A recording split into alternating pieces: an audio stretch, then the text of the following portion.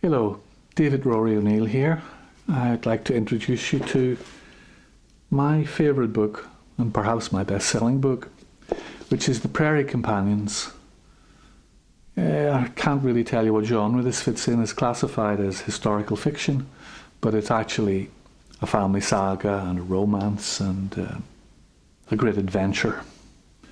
I'm going to read a little bit from it in a moment, but I'll start with the introduction.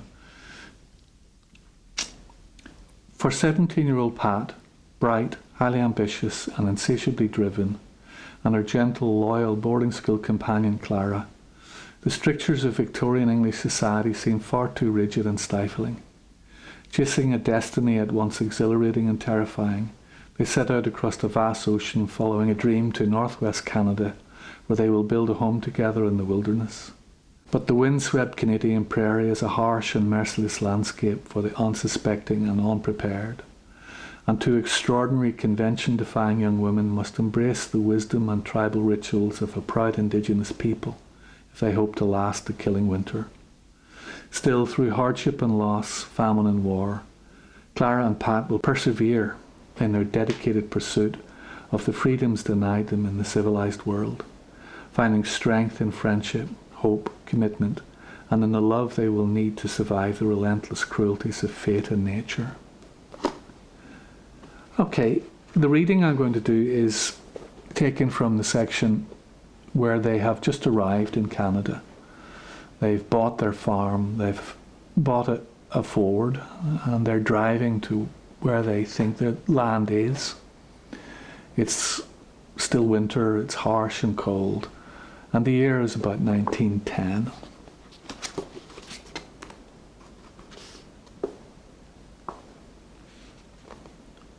As they travelled on towards Marquis, they saw a group of three walking ahead on the dirt road. They'd stopped and were watching the Ford approach. As the girls got closer, they could see it was a man and woman with a young girl about 10 or 12 years old. They wore heavy wool robes and fur hats, but their faces were clearly visible and very distinctive. Pat exclaimed, "Oh my goodness, how wonderful! They're native Indians." Pat stopped the Ford a few yards from the three, raised her hand and waved. She removed her goggles, took down her hood and indicated to Clara to do the same. They both stopped and waved again, and when the three saw they were girls, there was a flurry of talk between them, then big smiles. Pat jumped down and approached with her hand outstretched. The young man had obviously seen such a gesture before, but seemed startled to be approached in such a way by a woman, and a white woman at that. Pat reached down and took his hand in both of hers and shook it, then did the same with the woman and the child. "Do you speak English?" she asked. "Sure do," said the man. "Splendid. I'm Pat, and that is Clara.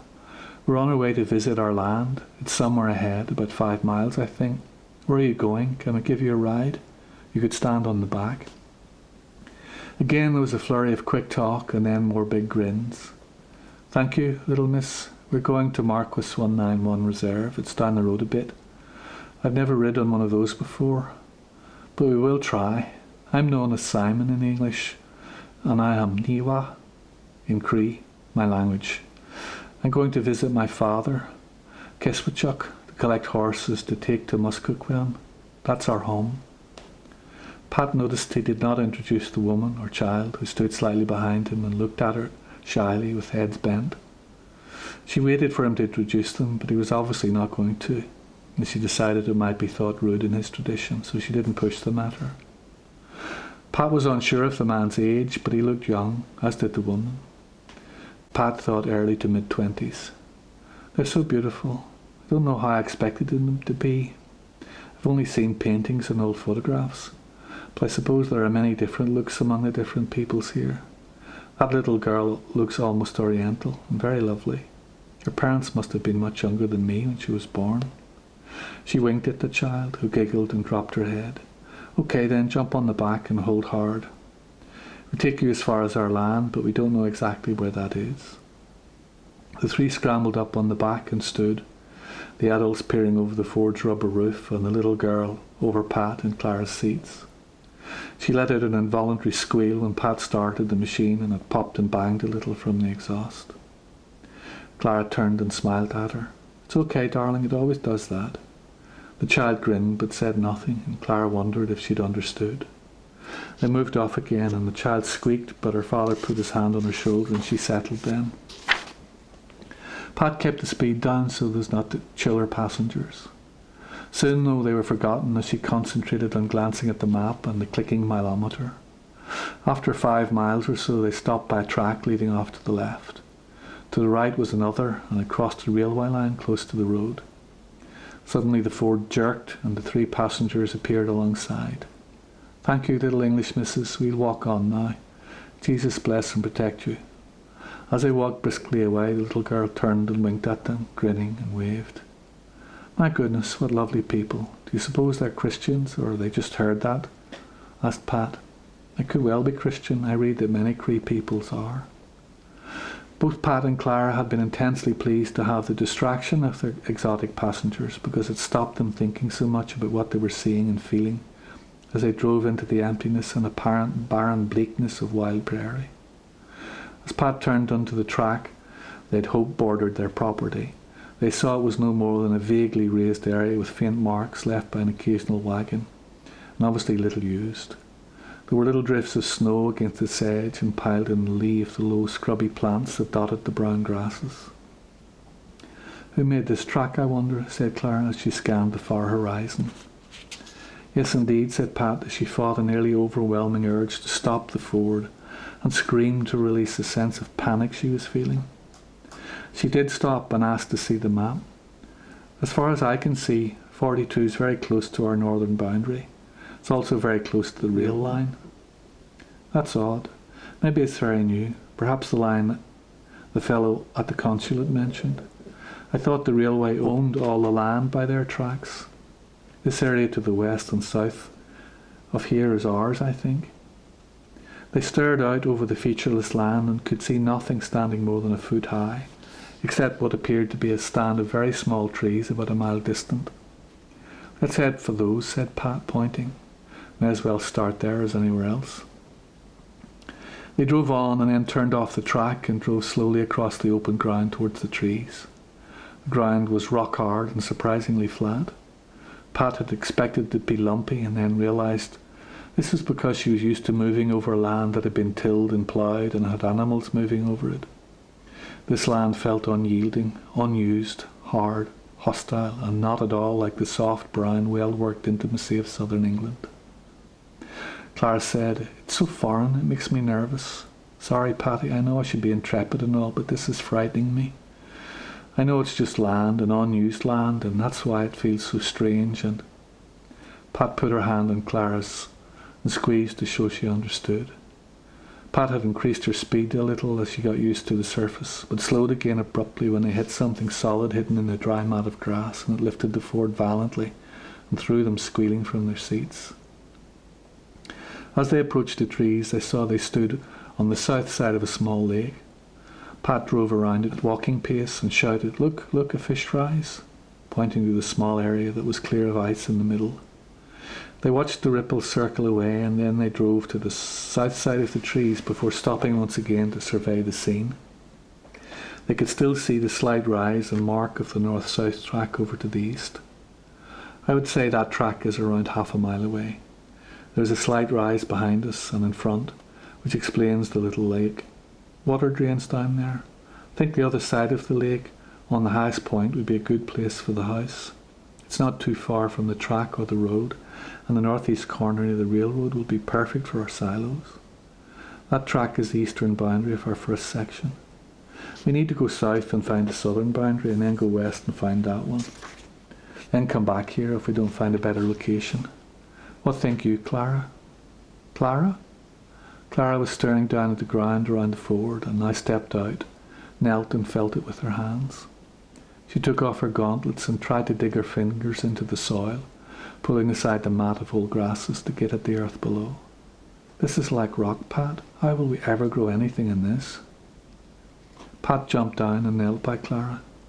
She looked at her face, not the earth, and what she saw there shocked her. Clara looked profoundly afraid and had a distant look in her eyes, as if she'd just woke from sleep in a terrible nightmare. Pat felt the earth and then said, Clara, this is as I would expect. The plough we've ordered is called an Oliver and is designed for this kind of ground. It'll be no problem for our machines. That's not what's scaring you, darling, is it? Tell me, love, tell me. Clara focused on Pat's face as tears appeared and trickled noiselessly down her cheeks. She did not sob or speak, but somehow her face was filled with sorrow through its shocked blankness. Pat leaned close and pulled Clara to her, hugging fiercely and holding her head with her face cupped in her neck. She felt the wetness trickling down her throat and the heat of Clara's breath, strangely slow and steady. Pat too began to feel the fear creep into her, like a contagion had spread from Clara to her and pushed the last of her self-control away. She too began to weep and feel the deep, chilling magnitude of what faced them and what they'd left behind to come to this empty place. Pat had a flash of sitting in the departure lounge, staring up at the Montrose's funnels, and suddenly the leaving of Liverpool became a sharp, stabbing pain that grew more intense and overwhelming each moment. Pat and Clara knelt hugging and grieving on the spot that would become their home. They grieved for all that was familiar and comfortable, all they had known and all they loved. They also felt the pulse and exciting terror of the new, the possible, and the awe that comes with freedom and responsibility of choosing. They felt the great emptiness pressing upon them like a sea. The grey sky, so massively omnipresent all around, seemed to echo and vibrate with a silence they'd never heard before. The slight tick and click of the Ford as its hot metal cooled was the only respite from the power of that vacuum. That and the sound of their own breathing, pressing them ever more firmly to each other as their thoughts and fears became one thing, one entity of near terror that had to be overcome. They felt each other's heartbeat grow faster and they breathed harder and hugged fierce and stood still, holding tight to each other. Then Pat took Clara's face in her hands and kissed her, and that kiss grew and locked so they tasted as well as smelled and felt each other as their joining became absolute. Their awareness was suddenly switched from the great emptiness to the intimate, close, minute detail of their senses, and there they found salvation and the knowledge that this was why they were here. This was what had brought them here, to stand united and joined like they never could be anywhere else. And they knew then there was no need for fear. It drained away, and in its place was love, a great surging love that filled them and made them be light, laughing and silly. They let a space be between them, but held hands and looked at each other and saw their grieving tears turn to tears of joy and relief. There were no words, none were needed, as they started the Ford and set off to tour the boundaries of their new world, a world that no longer held any terror, only possibility and hope. That's the Prairie Companions. Do please come to my blog at davidrory.com, or if you find me on Facebook or Twitter. I welcome comments from readers, and I'd like to hear what you think of both the books and these films. Thank you.